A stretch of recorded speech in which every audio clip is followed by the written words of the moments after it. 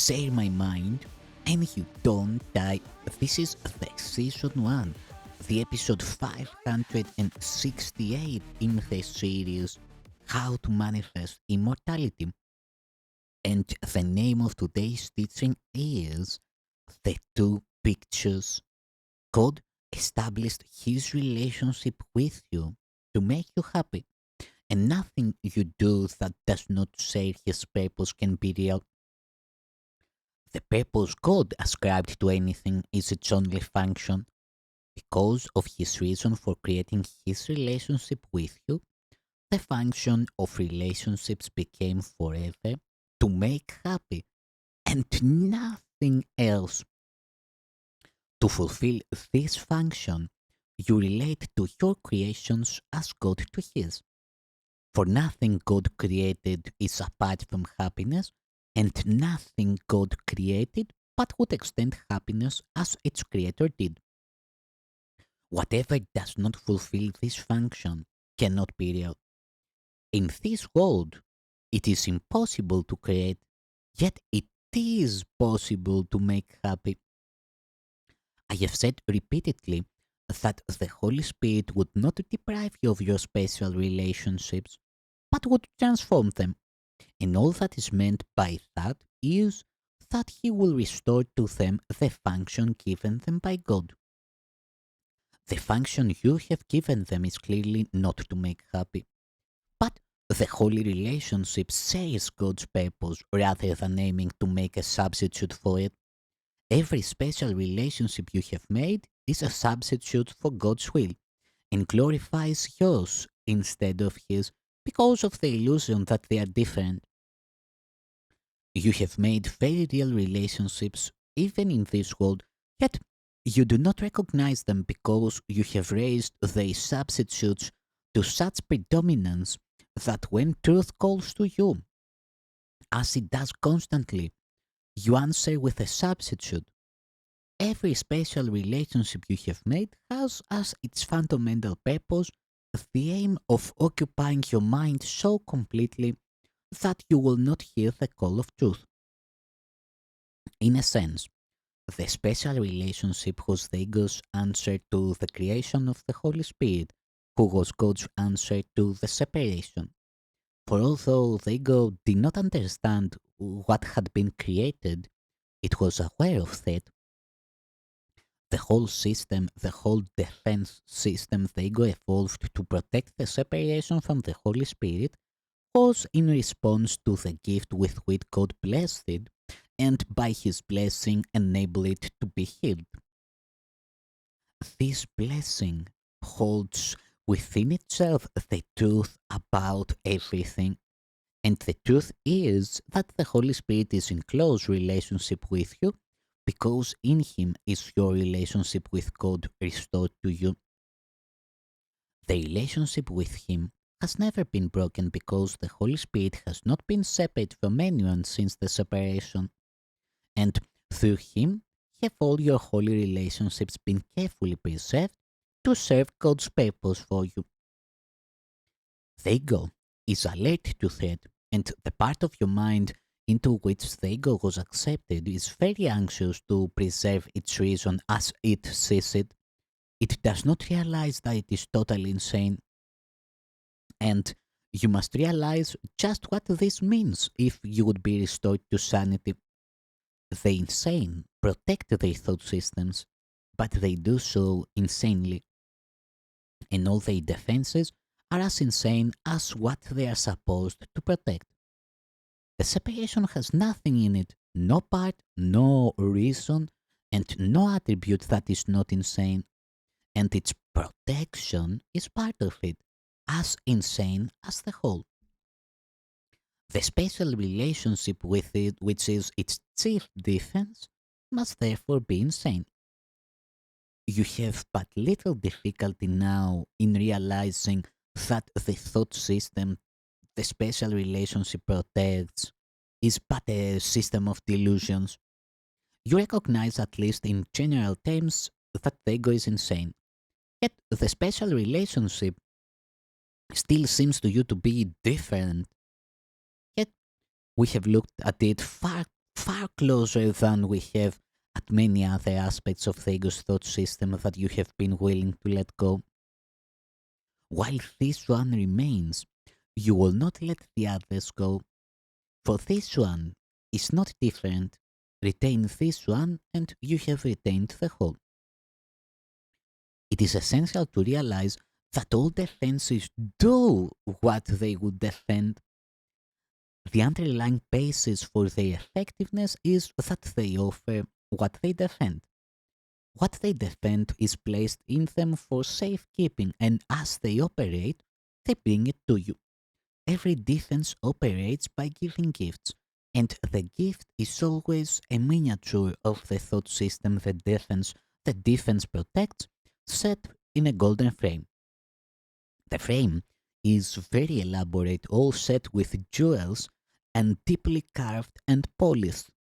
Its purpose is to be of value in itself and to divert your attention from what it encloses. But the frame without the picture you cannot have. Defenses operate to make you think you can. The special relationship has the most imposing and deceptive frame of all the defenses the ego uses. Its thought system is offered here, surrounded by a frame so heavy and so elaborate that the picture is almost obliterated by its imposing structure. Into the frame are woven all sorts of fanciful and fragmented illusions of love, set with dreams of sacrifice and self aggrandizement, and interlaced with gilded threads of self destruction. The glitter of blood shines like rubies, and the tears are faceted like diamonds and gleam in the dim light in which the offering is made. Look at the picture. Do not let the frame distract you. This gift is given you for your damnation, and if you take it, you will believe that you are damned.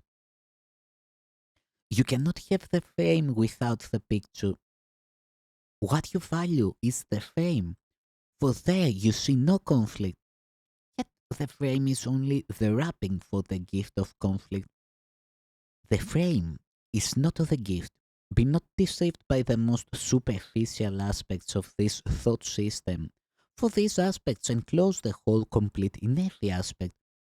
Death lies in this glittering gift. Let not your gaze dwell on the hypnotic gleam of the frame. Look at the picture and realize that death is offered you. That is why the holy instant is so important in the defense of truth. The truth itself needs no defense, but you do need defense against your acceptance of the gift of death. When you, who are truth, accept an idea so dangerous to truth, you threaten truth with destruction, and your defense must now be undertaken to keep truth whole. The power of heaven, the love of God, the tears of Christ, and the joy of His eternal Spirit are marshaled to defend you from your own attack. For you attack them, being part of them, and they must save you, for they love themselves. The holy instant is a miniature of heaven, sent you from heaven. It is a picture to set in a frame of time.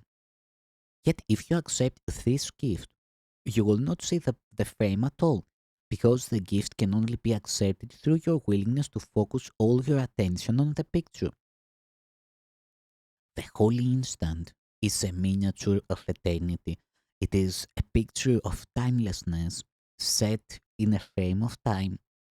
If you focus on the picture, you will realize that it was only the frame that made you think it was a picture. Without the frame, the picture is seen as what it represents. For as the whole thought system of the ego lies in its gifts, so the whole of heaven lies in this instant, borrowed from eternity and set in time for you. Two gifts are offered you. Each is complete and cannot be partially accepted. Each is a picture of all that you can have, seen very differently. You cannot compare their value by comparing a picture to a frame. It must be the pictures only you compare, or the comparison is wholly without meaning. Remember that it is the picture that is the gift, and only on this basis are you really free to choose. Look at the pictures, both of them.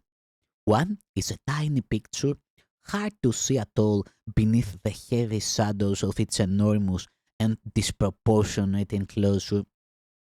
The other is lightly framed and hung in light, lovely to look upon for what it is.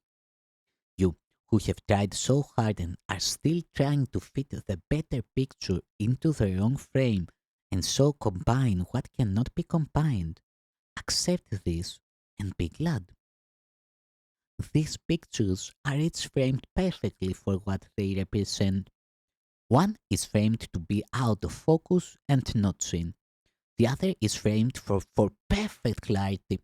The picture of darkness and of death grows less convincing as you set it out amid its wrappings, as its senseless stone that seems to shine from the framing darkness is exposed to light. It becomes dull and lifeless and ceases to distract you from the picture. And finally, you look upon the picture itself, seeing at last that unprotected by the frame, it has no meaning. The other picture is slightly framed, for time cannot contain eternity. There is no distraction here. The picture of heaven and eternity grows more convincing as you look at it. And now, by real comparison, a transformation of both pictures can at last occur. And each is given its rightful place when both are seen in relation to each other. The dark picture brought to light is not perceived as fearful, but the fact that it is just a picture is brought home at last. And what you see there, you will recognize as what it is, a picture of what you thought was real and nothing more.